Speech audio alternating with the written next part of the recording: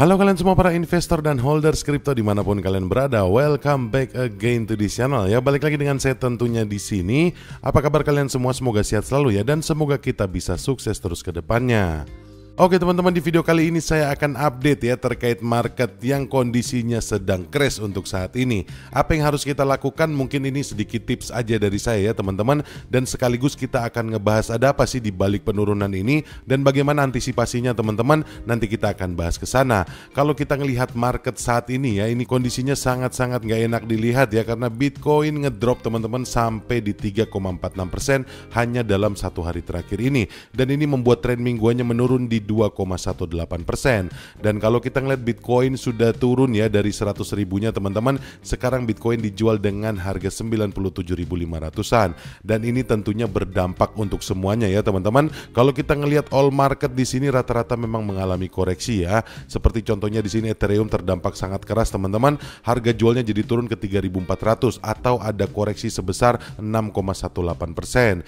Ini juga membuat ya koreksi Ethereum selama satu pekan ini dalam teman-teman di 12,22%. Dan bukan hanya altcoin ya teman-teman di sini yang kena dampaknya, meme coin juga di sini terkena dampak yang cukup lumayan parah. Kalau kita ngelihat di sini ya rata-rata mengalami merah semua teman-teman selama satu hari terakhir ini. Contohnya di sini seperti Dogecoin teman-teman, selama satu minggunya ini turun sebesar 20%. Selama satu hari aja ini koreksinya ya di 9,77%. Shiba Inu pun di 7,23% koreksinya, dan PP di 7,88%. Dan kalau kita ngelihat ya kondisinya memang ini rata-rata lagi merah semua teman-teman. Ini tentunya dampak dari penurunan harga Bitcoin. Kira-kira seperti itu ya. Dan yang jadi pertanyaan sekarang adalah apa sih yang terjadi di balik penurunan harga Bitcoin ini dan apa yang bisa kita lakukan teman-teman. Dan di sini saya akan bahas ya penyebab penurunan harga Bitcoin teman-teman. Di sini Bitcoin ya turun sampai menuju ke 96.000 dolar setelah ketua The Fed ya teman-teman, Powell ini menentang rencana cadangan Bitcoin strategis dari Trump. Nah ini jadi beberapa waktu lalu ada pernyataan ya teman-teman dari Jerome Powell, yaitu Ketua Federal Reserve Amerika Serikat sana.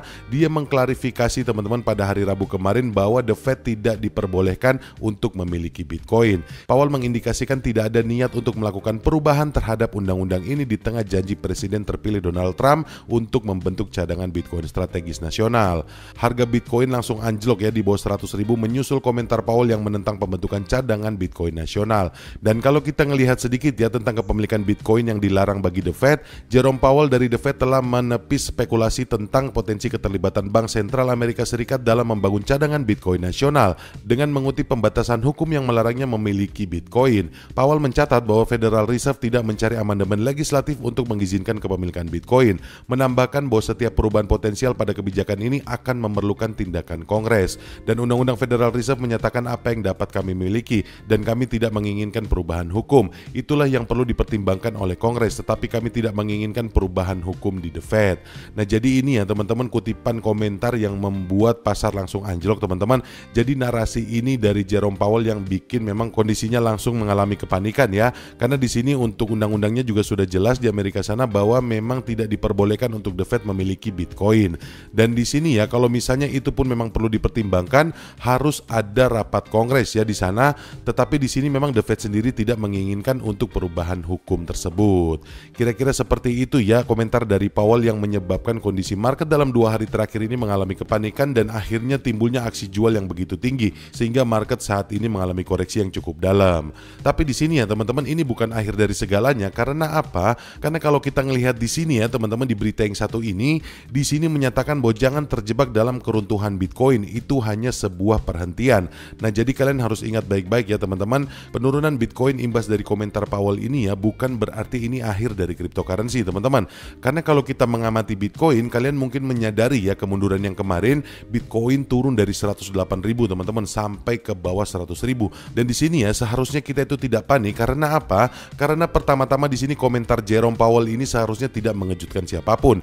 The Fed tidak mengendalikan kebijakan Bitcoin, Kongres lah yang mengendalikannya. Nah ini harus diingat ya teman-teman. Makanya tadi kata Jerome Powell juga harus ada rapat dengan Kongres. Dan di sini ya David Bailey, CEO BTC Inc. bahkan mengemukakan hal ini dengan mengatakan bahwa Strategic Bitcoin Reserve tidak ada hubungannya dengan The Fed. Itu akan disimpan di Departemen Keuangan. Jadi komentar Powell tidak relevan jika menyangkut Strategic Bitcoin Reserve untuk Amerika Serikat.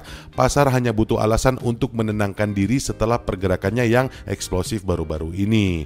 Nah, jadi itu ya teman-teman, di sini David Bailey ini sudah menyatakan bahwa untuk dana cadangan Strategic Bitcoin ini tidak ada hubungannya dengan The Fed, teman-teman. Dalam hal ini ya, untuk cadangan keuangan Strategic Bitcoin itu akan disimpan di Departemen Keuangan Amerika Serikat. Jadi memang tidak ada hubungannya dengan The Fed, teman-teman. Jadi menurut saya pribadi juga penurunan ini memang hal yang wajar ya di dalam cryptocurrency, yang mana kalau kita mengingat ya, fluktuasi di dalam cryptocurrency itu sangat-sangat tidak bisa ditebak. Jadi ini menurut saya hal yang wajar dan tidak seharusnya kita panik ya teman-teman terkait komentar dari Jerome Powell sendiri. Dan kemudian di sini teman-teman ya, dan sejujurnya penurunan seperti ini sehat, terutama di pasar yang sedang naik. Saya setuju dengan ini. Ini bukan pengalaman yang pertama ya bagi David Bailey, tapi David Bailey ini sudah melalui 3 pasar Bitcoin yang sedang naik sejak saya terjun pada tahun 2016 lalu. Dan percayalah, penurunan ini benar-benar normal dan merupakan bagian dari proses. Penurunan ini menyingkirkan pihak lemah, mengkonsolidasikan support dan menyiapkan panggung untuk pergerakan yang lebih besar. Dan dari pengalaman David Bailey ini ya, dia baru saja memasuki pasar yang sedang naik ini, dan kembang api yang sesungguhnya baru akan terjadi pada tahun 2025. Nah, kalau kita ngelihat dari sini ya teman-teman, ini saya setuju banget dengan pernyataan ini, karena memang seharusnya kita tidak panik ya dengan koreksi Bitcoin yang tiba-tiba langsung anjlok seperti ini ya. Karena apa? Karena kalau kita ngelihatnya pun ya teman-teman, dari tren historisnya, kalau kalian ngelihat untuk pergerakan harga Bitcoin sendiri, itu Bitcoin dari pasca halving teman-teman tahun 2016 itu selalu mengalami hal yang sama. Jadi misalnya ya, halving sekarang, nanti pada saat 8 sampai 10 bulannya itu dia akan meningkat drastis teman-teman, dan kemudian di situ akan terjadi koreksi lagi, dan kemudian setelah itu 1 tahun berikutnya Bitcoin akan menunjukkan lagi taringnya teman-teman, alias dia akan naik lagi, bahkan mencetak ATH barunya lagi.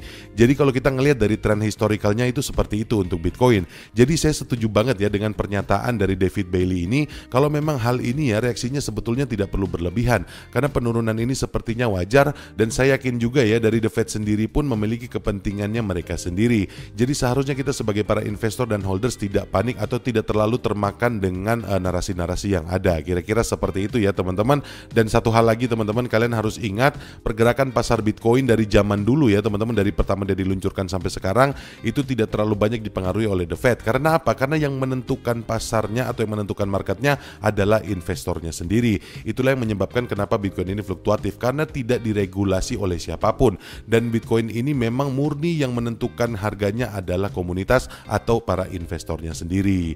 Jadi kira-kira seperti itu ya teman-teman, mungkin itu yang bisa saya sampaikan di video kali ini. Semoga video ini bisa bermanfaat buat kita semua, dan semoga kita tidak terjebak teman-teman di dalam kepanikan yang sekarang ini. Mungkin kira-kira seperti itu aja yang bisa saya sampaikan di video kali ini. Sekali lagi terima kasih banyak buat kalian semua yang sudah subscribe channel ini dan like video ini, dan terima kasih juga buat kalian semua yang sudah nonton dari awal sampai akhir. Dan akhir kata, sampai ketemu lagi di video-video yang selanjutnya. Bye.